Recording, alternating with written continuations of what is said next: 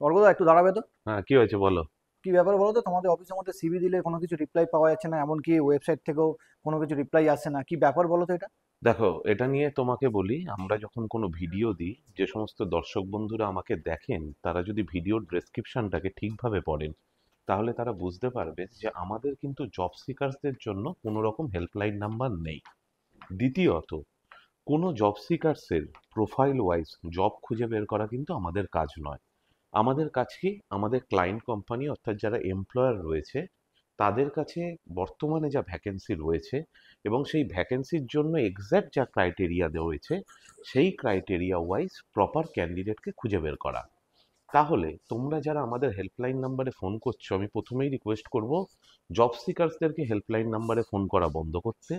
Helpline number কিন্তু শুধুমাত্র এমপ্লয়ারদের জন্য। দ্বিতীয়ত, www.recruitmentmantra.com-এ ওপেনিং সেকশনে গিয়ে স্ক্রল করে যে ওপেনিংটা মনে হবে তোমার প্রোফাইলের সঙ্গে ম্যাচ করছে সেই ওপেনিংয়ের এগেনস্টে সিভি দিয়ে অ্যাপ্লাই করতে। যদি তোমার সিভি কোনো এমপ্লয়ার শর্টলিস্টেড করে, তাহলেই কিন্তু আমরা তোমার সঙ্গে যোগাযোগ করবো, অর্থাৎ জব সিকার্সদের সঙ্গে, নচেত কিন্তু নয়। ধরো তুমি কোনো একটা ওপেনিং এ সিভি দিলে কিন্তু তোমার সাথে যোগাযোগ করা হলো না, সেক্ষেত্রে কি করতে হবে?